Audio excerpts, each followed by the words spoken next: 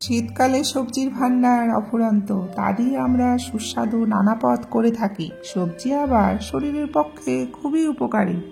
আজ যে পদটা করব তা দিয়ে তোমরা ভাত, রুটি, পরোটা খেতে পারবে। তাহলে চলো রেসিপিটা শুরু করি। নমস্কার বন্ধুরা, হাঁড়ি কম্বাতে তোমাদের স্বাগত। এখানে এক বান্ডিল পেঁয়াজ কলি, একটা বড় ফুলকপির অর্ধেক আর একটা বড় আলু নেওয়া হয়েছে। সবকটাই একটু লম্বা লম্বা করে কেটে নেওয়া হচ্ছে। শীতকালীন সবজি এই পেঁয়াজ কলি মাছ থেকে শুরু করে তরকারি, ভাজা সবেতেই কিন্তু খুবই ভালো লাগে।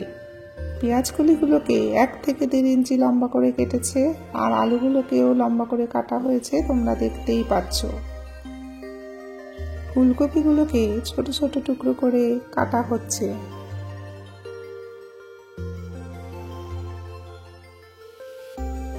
তরকারিগুলো কাটা হয়ে গেছে, এবার চলো পরের ধাপে। কড়াইটা গরম হলে ওর মধ্যে 6 চামচ সর্ষের তেল দিয়ে দিল।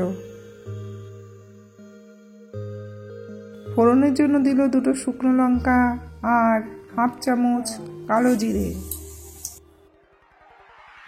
ফোড়নের সুন্দর গন্ধ বেরোনোর পর একটা মাঝারি সাইজের পেঁয়াজকে কুচিয়ে দেওয়া হলো। পেঁয়াজটা কিছুটা ভাজা ভাজা হয়ে যাওয়ার পর ওর মধ্যে দিয়ে দিল কেটে রাখা আলু। প্রত্যেকটা সবজি কিন্তু আস্ত অবস্থায় আগে ধুয়ে নেওয়া হয়েছিল। এতক্ষণ ধরে যেহেতু কাটাকাটি হয়েছে তাই আরেকবার ধুয়ে মা কড়াইতে দিয়েছে। দিল 1 চামচ নুন, এতে আলুটা তাড়াতাড়ি সেদ্ধ হয়ে যাবে। নুনটা দিয়ে একটু ভালো করে নেড়ে চেড়ে নিচ্ছে।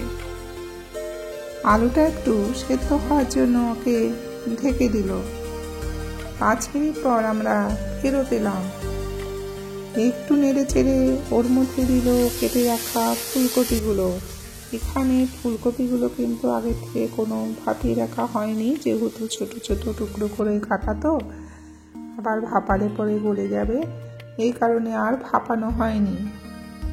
ফুলকপিগুলোকে দিয়ে একটু নেড়ে চেড়ে ওর মধ্যে দিল 1 চামচ হলুদ গুঁড়ো, অ্যাড হলো 1 চামচ চিনি। পেঁয়াজ কলির অনেক উপকারিতা, এতে আছে ভিটামিন, অ্যান্টিঅক্সিডেন্ট আর ফাইবার। আবার একটু নেড়ে চেড়ে গ্যাসের ফ্লেমটাকে লোতে রেখে ওকে ঢেকে দিল। ঢেকে করলে খুব তাড়াতাড়ি সেদ্ধ হয়ে যায় আর তেলটাও কম লাগে। আমরা প্রায় 12 মিনিট পর ফেরত এলাম। আলু আর ফুলকপিগুলো প্রায় 60% সেদ্ধ হয়ে গেছে। এবার ওকে একটু নেড়ে চেড়ে ওর মধ্যে দিয়ে দিচ্ছে ধুয়ে রাখা পেঁয়াজ কলিগুলো। তোমরা এখানে দেখতেই পাচ্ছ গ্যাসের ফ্লেমটা কিন্তু লোতেই রয়েছে।